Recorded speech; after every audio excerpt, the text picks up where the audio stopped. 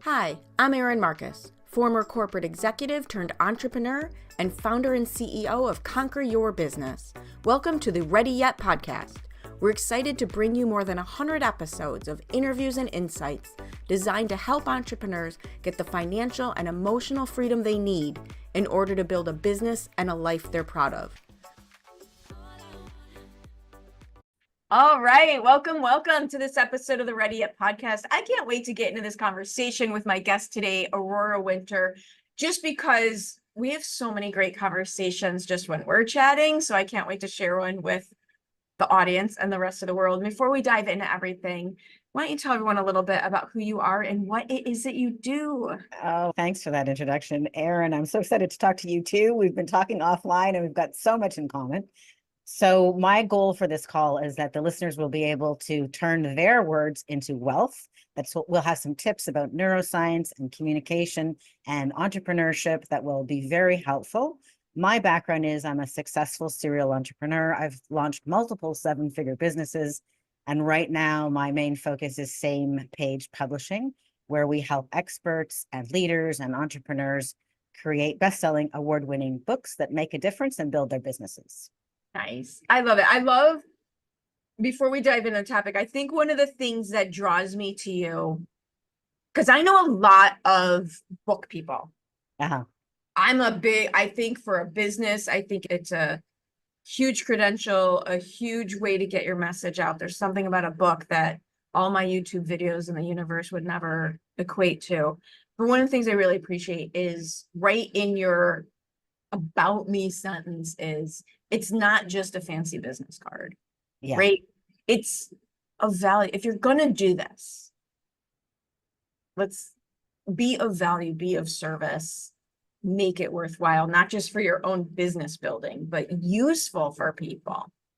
Exactly. And it can really help you or help the author become more clear on their message. The process of creating a book forces you, invites you, challenges you to distill your message. And that is so valuable because of all the businesses that I have launched, they're in completely different industries: yacht sales, television business, coach training, publishing. But the common denominator was my words launched those businesses. So the right words at the right time to the right people can change your life and change your business. So I love to encourage people to devote time to learning how to communicate your message effectively. 100%. One of the best compliments that I've ever received, or one that I was so proud of, was in the communications class in my MBA program. Because the bottom line he said to me at the end of the semester or whatever, quarter, however it was, it's been a hot minute. I don't remember the dates, but I remember what he said was, I love your ability to communicate with intent. That is a nice compliment. To me, and this is why I'm excited about this conversation, because I'm really well versed in the neuroscience of limiting beliefs. I call it give yourself a break, but don't let yourself off the hook. What we're all up against is we're trying to go out there and do the thing that we're doing. But that neuroscience also is involved in your words. And to me, my approach is that you're always communicating with intent. And the intent is always the same. It's an invitation to take one more step with you. That's clear. I like that a lot. I think most people don't understand that there are various recipes underpinning good communication. So we understand that when we want to build a house, we hire an architect, we hire an engineer. We know that there's a blueprint before the house is built, and it dictates whether or not the roof falls in on your head. Right? But it's the same with effective communication. So people who are excellent at communication study the structure of communication.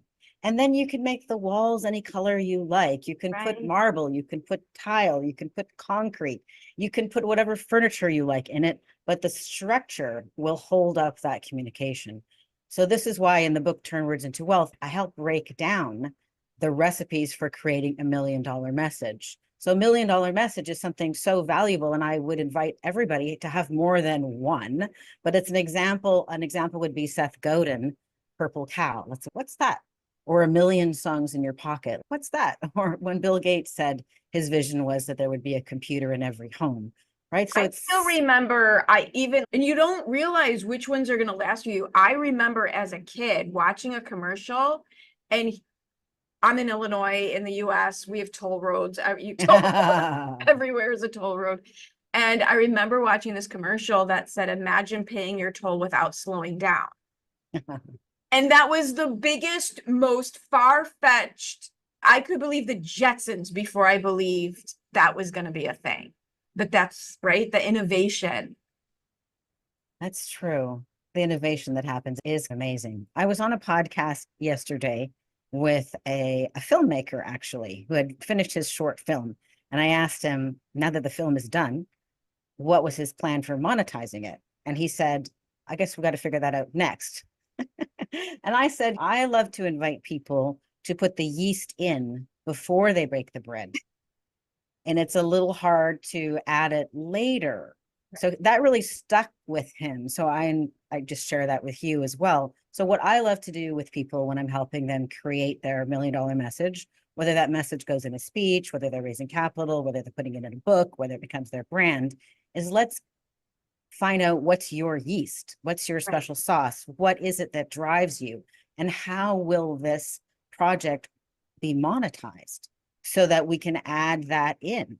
For example, I'm really proud of the book Turn Words into Wealth. It is not just a business card. It took me a long time to write. You've got it there. I have my copy right here with my Post-it notes. Okay, we'll have to hear a couple pages of Post-it notes that you liked.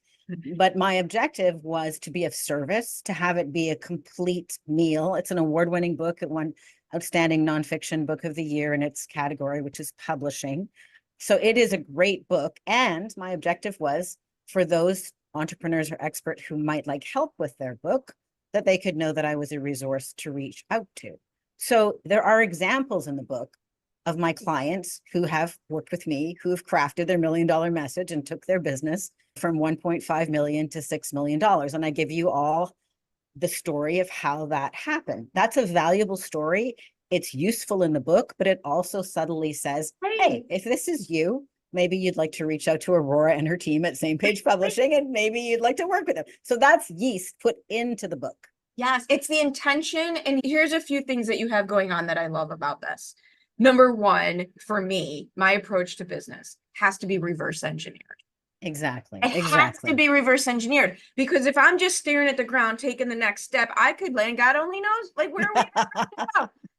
But if I know where I'm trying to land, now I can reverse engineer the process. The other piece is the fact that helping people and meeting them where they are and helping them the best that you can where they are and inviting people to take more steps with you, these are not mutually exclusive things. You're exactly not right. doing one or the other. Exactly right. And what I've found is that you can afford, my experience is I can afford to be as generous as possible.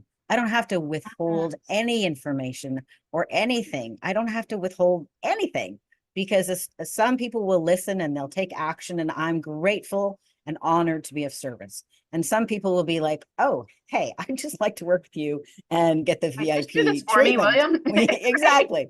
People who want to work with me can go to bookcall.biz and book a business breakthrough call, just like you've got business breakthrough calls set up at conqueryourbusiness.com. And I'd love for anybody who's considering writing a book or speaking on stage or crafting a message to raise capital to just let go of any thought that you need to withhold. Yes. My experience is the more generous you are, the more authentic you are. You only get whatever, half an hour to be on a podcast, half an hour, or maybe a little bit more to be a keynote speaker. People who have the desire to get help and who have the money to pay for getting that VIP help will reach out to you. People who have less resources will want to get your book, because a book is a great value. For 20 bucks or so. You can get a decade worth of a person's expertise. And first of all, absolutely. And then my approach is, my goal is to create a scenario where the person thinks, oh my God, if she gives this for me for free, what will she do if I pay her? It's a credential, like, you're confidence in being generous is a credential. And it's magnetic. Yeah. Yeah. Exactly. Yeah. I want to You know, shift gears on you for okay. a second because I'm dying. Go to ahead, know Erin. you. Because I have a life that I always call it, I have a very segmented life. And if I look back so many times, I'm like, these things have nothing to do with each other. But now that I'm a little older, okay, I can see the thread. You talked briefly, you mentioned all these different businesses that you have launched, not just jobs that you've had, but businesses that you've launched that on the surface, and maybe underneath as well, truthfully, had nothing to do with each other.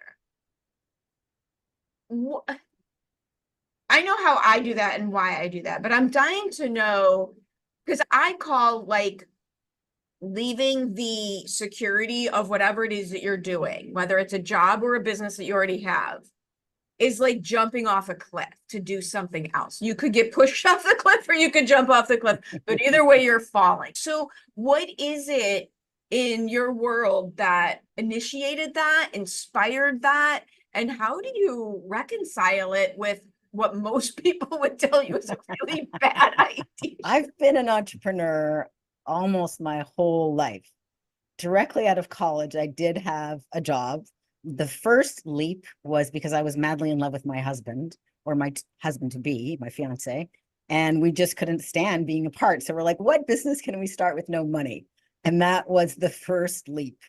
And we ended up starting a yacht charter business. Most people use their boats a couple of weeks a year, and the rest of the time they're in the marina. So we're like, okay, what if we rented your boat and took a management fee? So that was a business we could start with no money. He knew about boating and I knew about market feasibility studies because I took honors economics. So I crunched the numbers on that. And that business was not very successful out of the gate. My poor husband had to get a job, keep us afloat, but we managed to stay afloat. And then I asked the $1 million question. I noticed that there were tax benefits for renting real estate where we were living at the time, which was British Columbia, Canada. And the $1 million question I asked myself was, I wonder if we could do that with boats. So we invested $20,000 with lawyers and accountants. We did manage to scrape that together and discovered the answer to that question was yes, those tax benefits were available if we sold brand new boats into our charter fleet. And that grew our business from a 6-figure business to a 7-figure business like that. We became the largest yacht dealership in Western Canada. It doubled our profit margins from 12% to 24%. And when a boat is $100,000, an extra 12% makes a big difference. And we didn't do that by gouging the customer, but simply not discounting. Most other brokerages were like, please buy a boat, we'll give it to you for almost free. And then we added more value. We added a tax shelter. We added, here's the charter fleet for you. We'll set the boat up so it's all equipped properly for the charter fleet. You don't have to do anything. It's just turnkey. So every business I've launched always solved a problem for the customer, not for me. I guess it solved it for me too. But I'm always thinking like, your husband didn't have to keep the job. But the other thing that you did, show a better understanding of the problem. Right? You had a different, the solution's the solution, but most of the solutions, there aren't a lot of variants, but a better understanding of the problem and an authentic differentiator, because that becomes the credential. It becomes a credential, and it's because my personality is very creative. That's why I like writing books.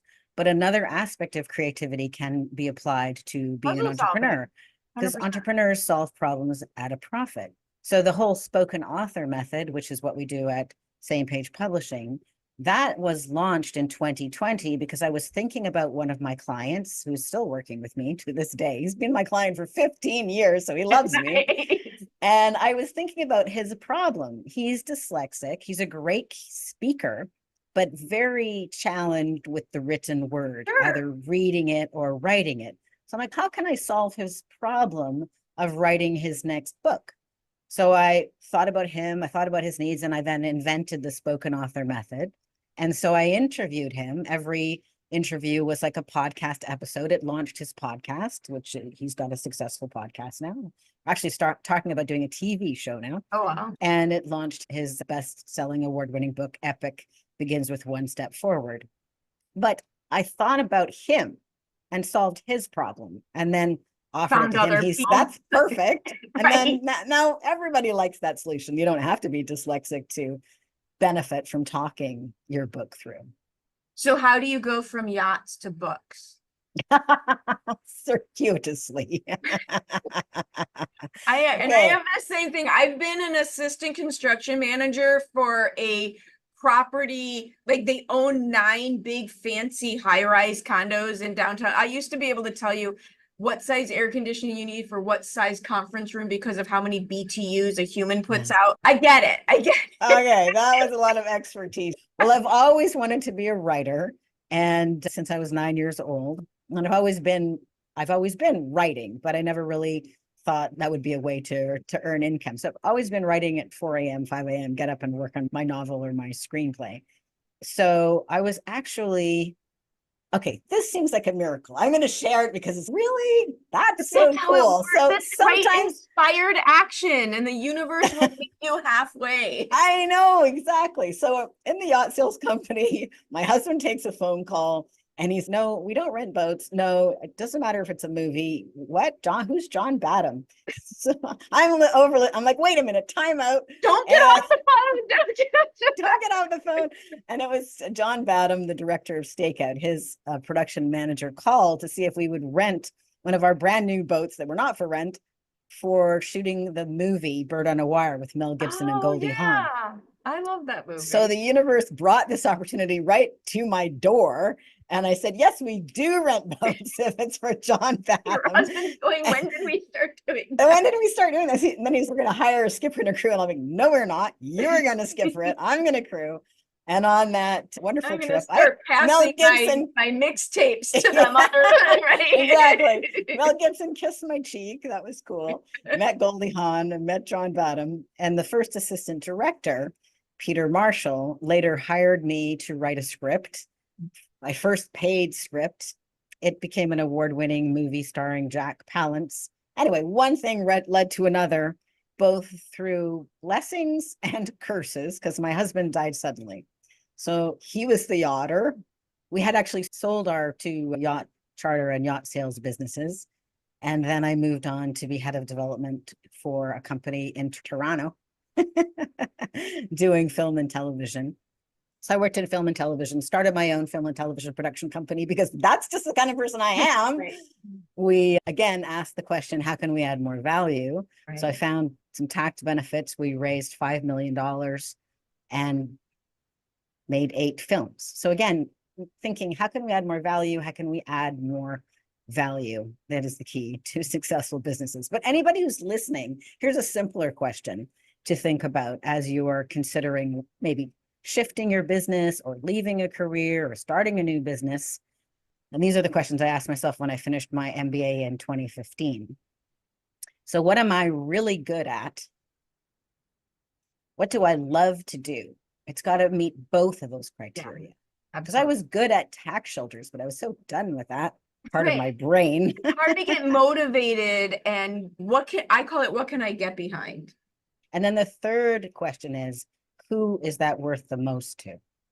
So this is why I started Same Page Publishing, because I'm really good with words. I'm great with communicating and coaching people. It's easy and natural for me to see the strategic plan, put the yeast in first. I delight in seeing the gold in another person's story and calling that forth. That's easy and natural. And it's one of my superpowers. And I didn't want to do tax shelters. And then who is that worth the most to? It's worth the most to somebody who's already got a business or is already an expert of some or leader in some capacity like yourself, and then wants to take things to the next level. So that's what I do at Same Page Publishing. And that's why we're focused on helping clients create best-selling, award-winning books that make a difference. That's my brand. They got to make a difference too. Right. That way you can get behind them. Yeah. I love that language. Yeah. So another mild, it's not quite as abrupt a shift for you, but the other part of what you do that I want to share it because I'm intrigued by it, because it's the genre that I tend to read as well. I didn't know. I don't know that I've ever really desired to write books, Mm. but I do run, I call them scenarios because they're not complete stories. And I didn't know not everybody does that. Made up stories. I run made up scenarios in my head with characters and things like that. When you're waiting in line, when you can't sleep, all of those things. But you have that also side of your business. The other thing we discovered, my degrees in journalism, I had a minor in creative writing, Oh, but we quickly learned that Erin's not fluffy. So I didn't do as well. And the journalism, direct to the point, get it done. I was all over that. But yeah. tell me how you're incorporating your fiction author as well into your business. One of the things we talked about before we started recording is I believe it's really important for us to always be growing and learning and expanding and changing. And just because something's working, it doesn't mean that you shouldn't do something else as well. Can we just stop there for 1 second? Because that is so huge. Just because something's working doesn't mean you should. That's one of the key things in 10 times is easier than 2 times in that book. Yeah. You have to, are you willing to give up what you might even be best at to take the next leap? Yeah. So I did karma math. I call it karma math. So karma math to me is like when I go to the next level, die, in other words, when I kick the bucket, what impact will I have left on the world? And how could I increase the value that I leave behind? So C.S. Lewis changed my life with the Narnia series and The Lion, the Witch, and the Wardrobe. He changed my life actually later, also with the book A Grief Observed. That was very helpful after my husband died. So that message stuck with me, that a person who was not alive anymore deeply impacted me as a 9-year-old and as a 31-year-old. Oh, wow. I already have a business to help adults. And I thought what could really add value to the world is to inspire youth to love reading, as The Lion, the Witch, and the Wardrobe inspired me, because I can't think of a more valuable gift. Because if you love reading, pretty soon you start being creative. After that, you start reading nonfiction books. Then you begin to see, oh, you have a problem. There's an answer out there. Why not go to the library and find the answer? And then through that, you become a better communicator. You become more articulate and powerful in your speech, whether it's spoken or written. And that whole domino effect changes Huge. your life. It's huge. Well, So I wouldn't, truthfully, I so agree with you because I will tell you, I was a complete juvenile delinquent. I didn't go to school. This was back before computers tracked your every move. So when I was in Chicago public schools, especially in high school, there were certain times of the day where they checked to see if you were there. And if you didn't go to those, they didn't know if you were there or not. So I just didn't go to those. The reason I've done so well is even though I never went to school as a kid, I never stopped reading. yeah. I read so much as a little kid, as a teen, like to this day, it's probably at least a book a week, if not more. Yeah. And that's the recipe for success over your life. I think we should all be lifelong learners. So anyway, I've written this fantasy series. The first book is called Magic, Mystery, and the Multiverse. And it won the Reader's Choice Award, Best Book for Teens. It won several awards, including the American Fiction Award. And it's a fun, fast-paced fantasy with a young actress from Los Angeles going to London, and then with her brother ending up through a series of misadventures in the multiverse where everything goes terribly wrong, of course. And it's a trilogy. The second book, The Secret Multiverse Academy, this is just the proof copy. It's already written. It's coming out on September 8th, 2024. And the third book, Multiverse Mayhem, will be published shortly thereafter. And I spoke at the local library last week, and it's just so great to see kids light up, have them connect with the story. So I feel that this is another part of me making a difference in the world. It's my karma math calculation. So if I can, the first book's already got something like 30 or 40,000 readers. So that's quite a few. And my intention is that there are themes in the book that are worth talking about for teachers or parents or grandparents to talk about with their kids, such as, what do you think about free speech? such as the love and loyalty between siblings. Yes, your sibling drives you crazy sometimes, but the heroes in this story, both the boy and the girl, at different points stick up for each other. And there's also, you'll like this because you like animals, there's a talking dog, There Vito, you go. You gotta have who it. plays an important role. So people can get the books on Amazon, Magic, Mystery, and the Multiverse, or if they go to magicmysteryandthemultiverse.com, they can buy them directly from me, and they can see all the great merchandise that we Oh, have cool. made with Oh, fun. all kinds of good stuff. Fun. I love it. I love the message of the structure around, like it's this wonderful mixture of, we didn't get into the neuroscience, but there's this wonderful structure of how to do it. Yeah.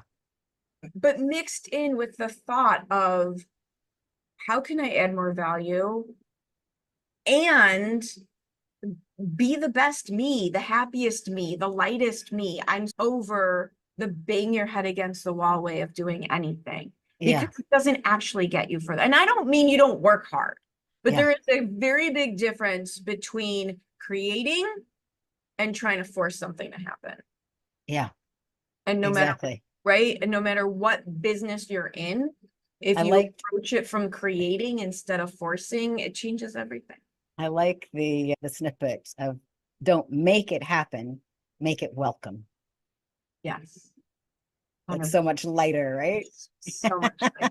And I think that's a hard shift. I know for me, that was a very hard shift, because coming out of the way I grew up, survival mode, you know, that force was life-saving, and learning how to get out of survival mode so you can let it all be easy. Yeah. Is not the easiest process, but it's so amazing. And you teach people how to overcome and release limiting beliefs. But the other part of how the brain works, so you know a lot about how the brain works with limiting beliefs. So the brain also works certain ways with the neuroscience of communication. Real quick, all communication, to be all effective communication, addresses the three fundamental parts of the brain: the ancient croc brain, the reptilian brain, the social midbrain, and then the cerebral cortex, or the intellectual part of somebody. And most well-educated people make the mistake frequently of just going directly trying to talk to the cerebral cortex, but you can't do that. First, you have to knock on the door. Right. And the croc brain it's there to protect us.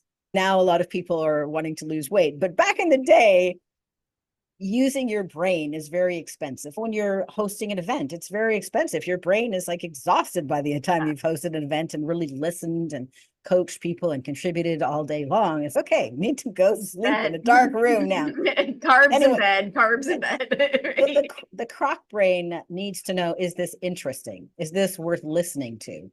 That's why right at the beginning of this interview, I said my intention was to help the listeners turn their words into wealth.